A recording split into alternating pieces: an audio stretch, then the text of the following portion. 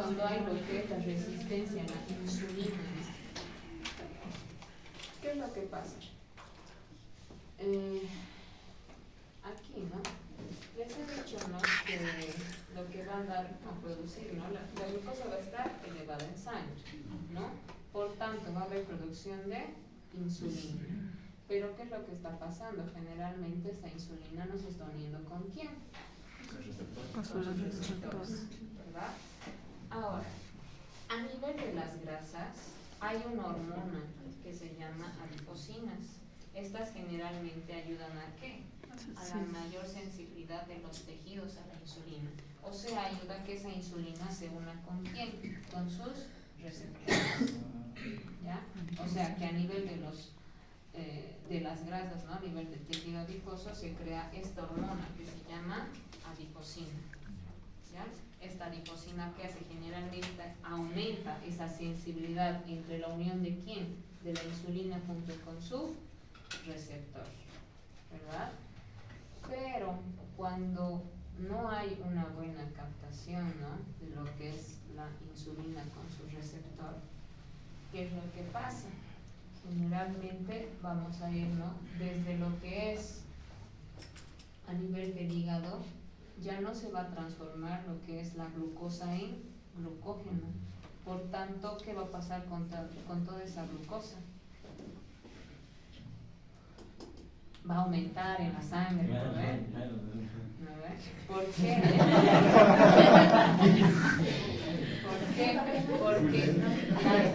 Porque esta insulina no se puede adherir a ninguna célula. O sea, no hay si no hay ese contacto insulina con receptor, ¿verdad? No hay. O sea, sí o sí, para que la glucosa ingrese a cualquier célula de nuestro organismo, tanto al hígado, músculo y lo que es al tejido graso, necesita esa unión, o sea, de la insulina con el receptor. Pero aquí, ¿qué es lo que pasa? Hay una resistencia a la insulina. Por tanto, ¿qué es lo que va a pasar? No se está uniendo la insulina con el receptor. Por tanto, esa glucosa no está ingresando a nuestras células, ¿verdad? ¿Qué es lo que va a pasar a nivel del hígado? Toda esa glucosa, ¿verdad?, que se almacenaba en forma de glucógeno, no se va a almacenar. Por tanto, esa glucosa, ¿dónde va a ir? Va a seguir en el torrente sanguíneo. Por tanto, ¿qué va a pasar? Va a haber lo que es elevación de la glicemia, ¿no ve? La elevación de la glucosa en sangre. Ahora, a nivel del músculo, generalmente no va a haber ni una síntesis ni una captación de esta glucosa, porque necesitamos que sí o sí esa insulina se una con el receptor a nivel del músculo. Por tanto, ¿qué va a pasar con toda esa glucosa? Va a seguir en la sangre, va a seguir aumentando ¿qué cosa? La glicemia. ¿Verdad? Va a seguir aumentando la glicemia. Ahora, aquí, si hemos dicho, ¿no?, que generalmente todo ese glucógeno que teníamos, ¿no ve?, y había mayor cantidad, ¿dónde se iba? Al tejido adiposo, ¿no ve?, en forma de grasa, ¿verdad? Ahora, ¿qué es lo que pasa? Había también una enzima, no sé si se acuerdan, que inhibía la insulina, que evitaba que los ácidos grasos se viertan a la circulación, la lipasa, ¿verdad? En este caso, ¿qué es lo que va a pasar?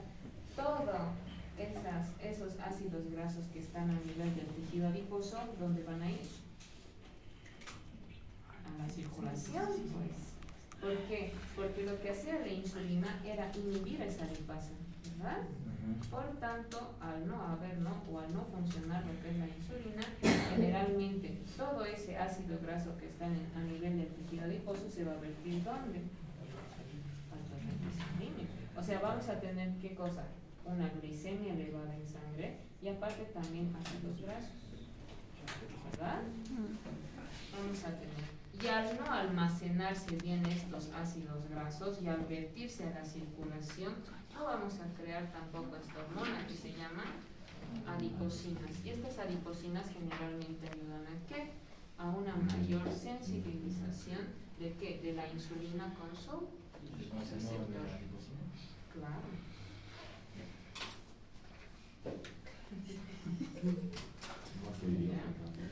No va a haber. O sea, todo depende, ¿no?, de la insulina. Si hay una resistencia periférica, ¿a qué se refiere? Que la insulina no está conectada con su receptor. Por tanto, no va a haber transformación de glucógeno ni en el hígado ni en el músculo. Y al no haber eso, ¿qué es lo que va a pasar? Generalmente la poca cantidad que quedaba en el hígado de glucógeno, generalmente eso se transforma en ácido graso. Y eso se vierte a la circulación. Pero aparte de eso, ¿de dónde más se va a vertir ácidos grasos a la circulación? Del tejido adiposo. ¿Por qué? Porque esa enzima se ha activado, por tanto se degrada. Todos esos ácidos grasos que estaban en el tejido adiposo se van a vertir a la circulación. Vamos a tener una glicemia elevada en sangre y aparte también ácidos grasos.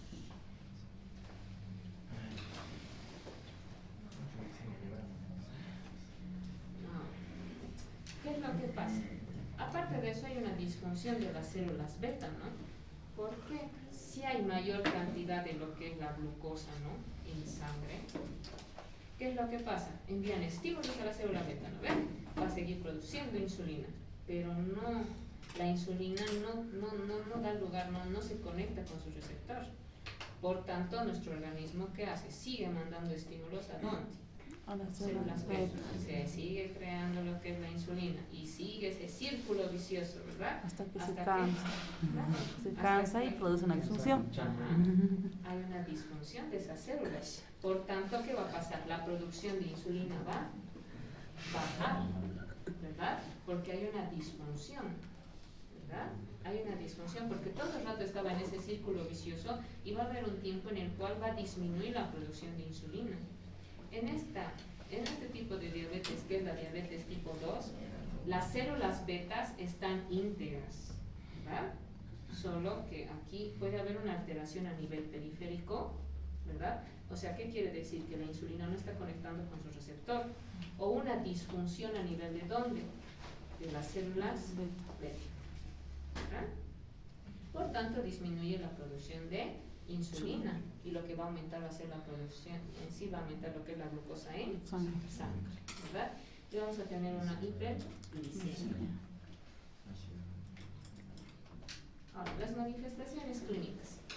Generalmente, cuando tenemos una gran cantidad de lo que es la glucosa en nuestro organismo, tenemos que eliminarle de algún modo. Porque ¿cómo hacíamos? ¿Cómo se eliminaba esa glucosa que estaba en nuestra sangre? Se iba ¿dónde? A nuestras células, ¿no ven? ¿Y qué producían? Energía, ¿verdad? Pero en este caso, como hay una gran cantidad de glucosa, generalmente se elimina ¿dónde? Por la orina. ¿Ya? Se elimina. ¿Y qué vamos a tener? Generalmente eso se llama glucosuria. ¿A ver? Porque estamos eliminando mediante la orina, ¿qué cosa? Glucosa. Pero esa glucosa generalmente es una molécula osmótica. Y aparte de salir glucosa, ¿qué sale? Agua y electrolitos. ¿No? Eso es lo que sale. Y el paciente generalmente todo el tiempo, ¿dónde va?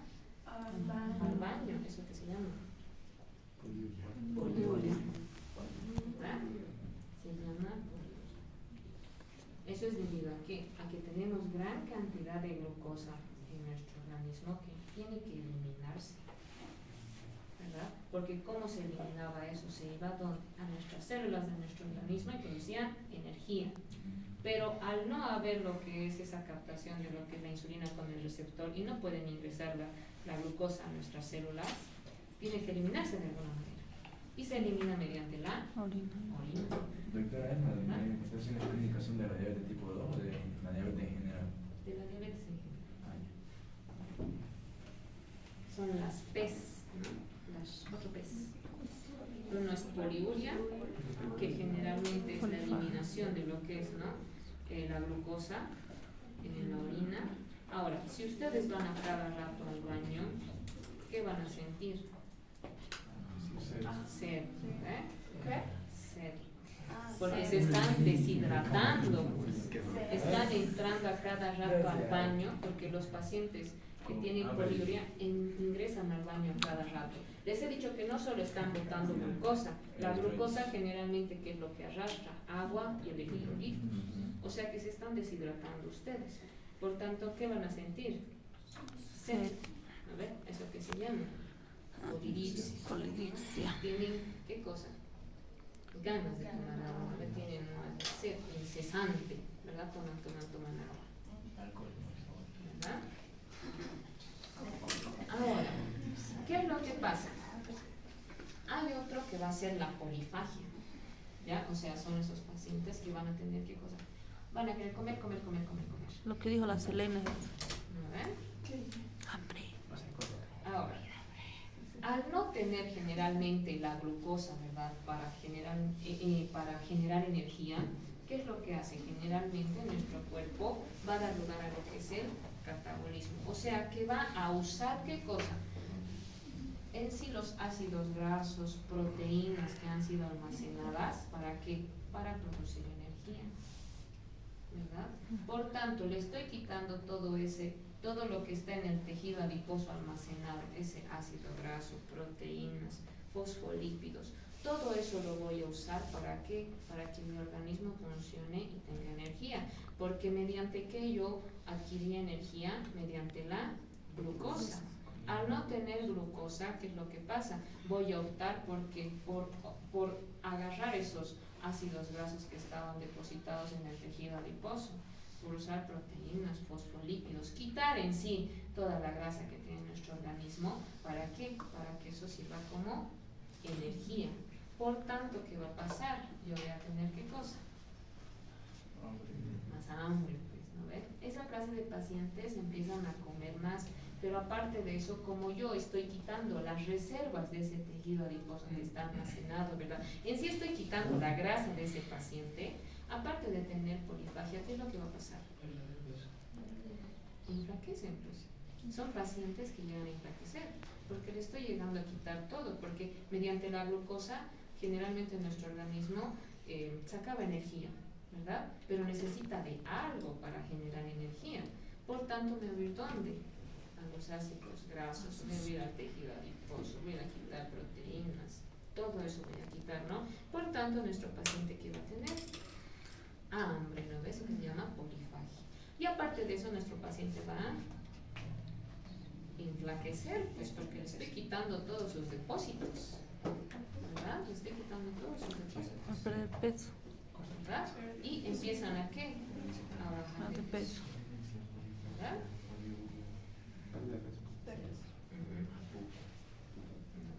¿Qué más puede tener? Puede tener un poco de lo que es falta de energía, puede tener visión borrosa, ¿no?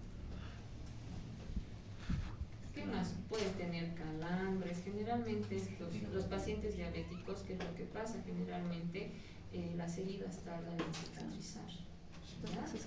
Pero si se dan cuenta, aquí tienen que ver las 4 P's, ¿verdad? Polifagia, poliuria, polidipsia y la pérdida de peso, ¿verdad? Ya saben por ¿Y la qué pérdida de peso se da en todos los pacientes con diabetes o solo en algunos?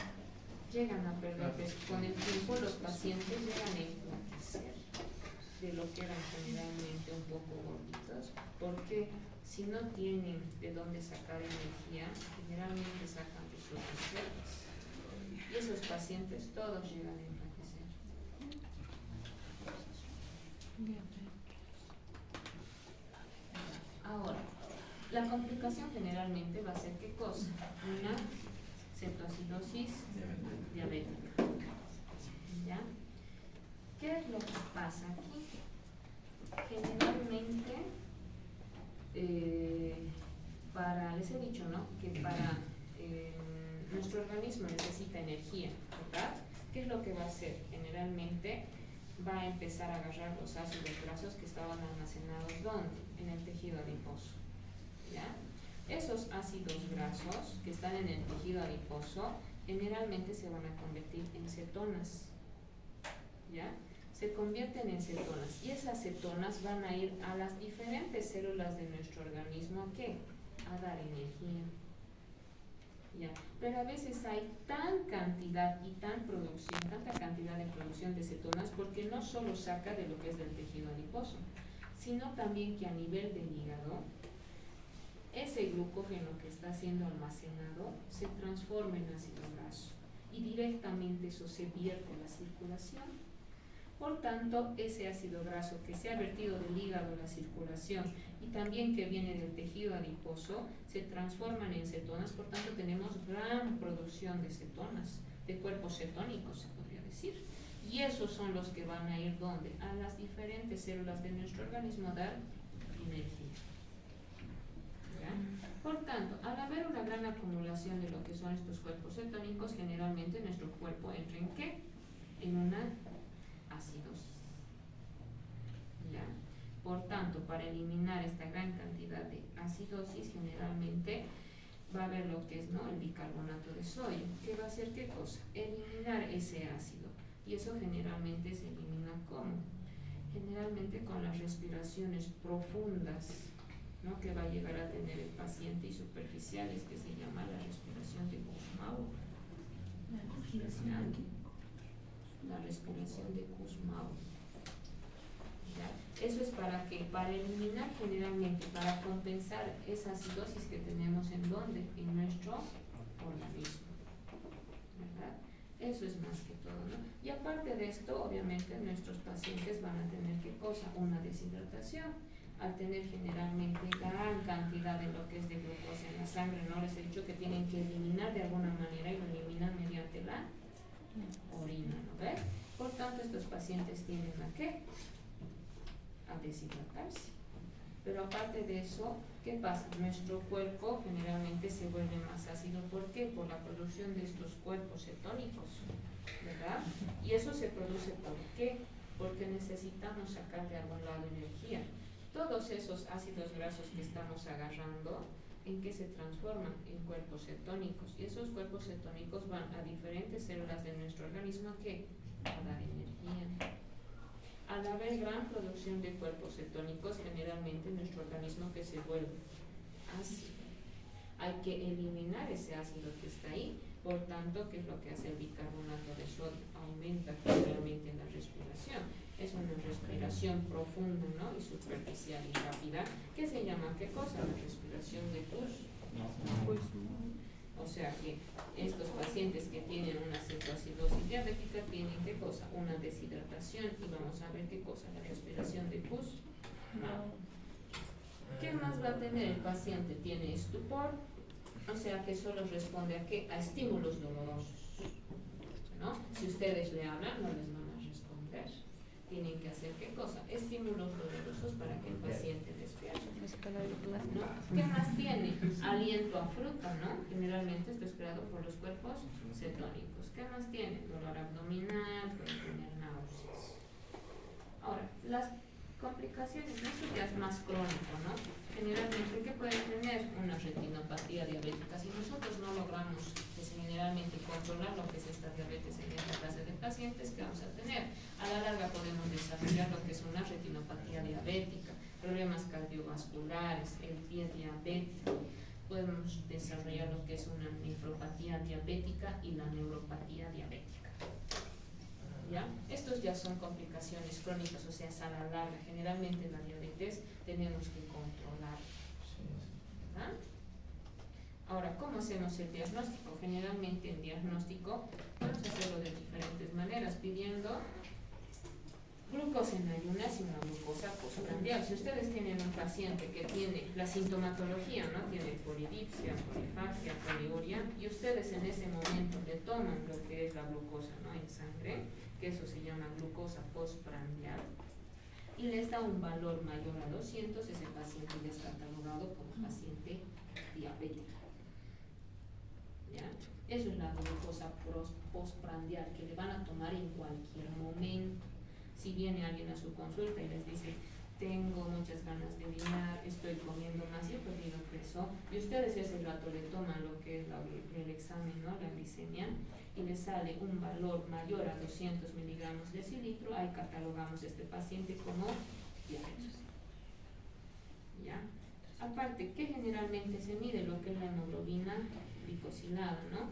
Generalmente esto puede variar un poco si hay una alteración en lo que es a nivel de los glóbulos rojos, ¿no? O hay una alteración a nivel de la hemoglobina, el porcentaje puede variar. ¿Qué más generalmente pedimos? También podemos pedir lo que es la glucosa en ayunas. Ya generalmente para hacer un diagnóstico lo que ustedes tienen que pedir es una glucosa en ayunas y una glucosa postprandial. Lo normal de una glucosa en ayunas es menor a 100 miligramos decilitro. Si ustedes ven que es desde 100 hasta 125 miligramos decilitro le saliera la glucosa en ayunas, en ese caso estarían en una prediabetes. Pero si es mayor a 126 miligramos decilitro, ese paciente es catalogado como un paciente diabético. Entre 100 a 125 prediabético. Ustedes pueden tomar, ¿no ven? La glucosa en tanto si ustedes ven un paciente, ¿verdad?, que tiene sintomatología, ¿no? Un ejemplo, las 4 P's, deciden tomarle un examen de glucosa, que eso se llama la glucosa postprandial, le sale mayor a 200, eso es ya catalogado un paciente diabético. Pero también pueden tomarle glucosa en ayunas, ¿no? Se le dice al paciente que no tome nada, ¿no?, antes del examen, y si ese examen le sale menor a 100 miligramos decilitro, está normal, ¿no ve? Pero si sale de 100 a 125 miligramos decilitro, es considerado un paciente prediabético. Pero si sale mayor a 126 miligramos decilitro, es un paciente diabético. Eso es midiendo la glucosa solo en ayunas. Hay otra que es la prueba de tolerancia oral a la glucosa. ¿Y ustedes qué van a hacer? Generalmente van a tener a su paciente en ayunas de 8 a 12 horas y le van a dar 75 gramos de glucosa. Van a esperar 2 horas. Le van a tomar lo que es el examen de la glicemia, ¿no? Ahora, si es mayor a 200 miligramos decilitro, es considerado un paciente diabético. Pero si sale de 140 a 199, solo tiene una tolerancia anormal a la glucosa. Pero si es menor a 140 miligramos decilitro, es normal. Eso es haciendo esta prueba de tolerancia oral a la glucosa, que ustedes le citan a su paciente en ayunas y le hacen tomar 75 gramos de glucosa. Pasa 2 horas y ustedes le van a tomar un examen de laboratorio. Y según como le salga su examen de laboratorio, lo catalogan, ¿no? Si sale mayor a 200, este paciente es diabético. Si sale de 140 a 99, solo hay una tolerancia anormal a la glucosa. Y si es menor a 140, es un paciente normal, ¿verdad? O sea, pueden hacer ¿qué cosa? Una glucosa postprandial, una glucosa en ayunas, o la prueba de tolerancia oral a la glucosa. Generalmente lo que más se usa es ¿qué cosa? La glucosa en ayunas y la glucosa postprandial. Nada más. Porque no hay, casi nadie usa ya lo que es la prueba de tolerancia oral a la glucosa. ¿Ya? La hemoglobina glicosilada también lo pueden realizar, pero tienen que ver que su paciente no tenga ninguna alteración a nivel de lo que son los glóbulos rojos ni de la hemoglobina, ¿verdad? Porque puede salir generalmente una alteración. Tratamiento. ¿Qué es lo que dan? En la diabetes tipo 1 generalmente, ¿qué van a dar? Son insulinodependientes que tienen que dar insulina, ¿no? Hay de efecto rápido, efecto retardado, ¿no? Pero en la diabetes tipo 2 generalmente, ¿qué es lo que hay que ver? Nutrición, ejercicio y fármacos. ¿Qué dan? Metformina y la glibenclamida. La metformina pues viene, ¿no?, de 500 miligramos y 850 miligramos. Esta metformina generalmente, ¿dónde va a actuar? La metformina generalmente actúa lo que es a nivel del hígado, ¿ya? Ayuda, generalmente actúa a nivel del hígado y también a nivel de las células beta. ¿Qué es lo que hace? Esta metformina ayuda a que haya, ¿qué cosa? Mayor producción de insulina a nivel de las células beta. Y a nivel del hígado, ¿qué es lo que hace? Que ese glucógeno que está almacenado no se vierta a la circulación, ¿ya? Para que no haya generalmente mayor concentración de glucosa. ¿no? O sea que la metformina va a actuar a nivel del hígado, impidiendo que ese glucógeno almacenado se vierta a la circulación, y a nivel de las células beta ayuda a que haya mayor producción de insulina. La glibenclamida, donde tiene su efecto, generalmente tiene un efecto a nivel periférico, que hace que la insulina se junte con su receptor. Por tanto, va a haber mayor captación de glucosa a nivel de las células. Porque hay veces que los pacientes diabéticos están tomando metformina, pero la glucosa sigue elevada en sangre. ¿Qué tienen que hacer? Si está ayudando a que haya mayor producción de insulina y que ese glucógeno que está en el hígado no se vierta a la circulación, ¿qué es lo que está faltando ahí? Que la glucosa entre a las células. Por tanto, ¿ustedes qué tienen que dar? Glibenclamida, ¿verdad? Tienen que dar glibenclamida. La metformina generalmente se da después de las comidas y la glibenclamida se da antes, ¿ya? Ahora, en el caso de la metformina, pueden dar uno cada 24 horas o cada 48 horas hasta cada, pueden dar cada 8 horas, o sea, 3 veces día. Pero eso tienen que controlar. Le pueden dar por un mes, ¿no? Según las NACs, según la OMS, pueden dar cada 8 horas, pero tienen que hacer un control y hablar bien con su paciente de que tiene que venir a su control. No, porque es mucho la dosis, dar cada 8 horas. No, generalmente lo máximo que uno puede usar es cada 48. Pero a veces igual así el paciente sigue con sus valores de glicemia elevado. Tienen que aumentar esa glibenclamida, ¿ya? Que se da generalmente antes del desayuno. Le pueden dar por 2 semanas, hasta por un mes le pueden dar y hacer otra vuelta el control. Si los valores han vuelto, generalmente están descendiendo, le quitan la glibenclamida y sigue con metformina, ¿ya?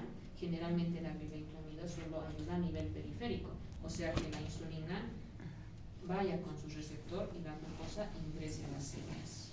Ahí es donde va a ejercer efecto la glibenclamida, porque hay producción de insulina. ¿Quién está estimulando la producción de insulina? La metformina, ¿verdad? La metformina actúa a nivel de las células beta y también actúa a nivel del hígado. ¿Qué hace en el hígado? Evita que ese glucógeno que está almacenado se vierta a la circulación, porque si se vierte va a haber, ¿qué cosa? Mayor, ¿qué cosa? Concentración de glucosa, ¿verdad?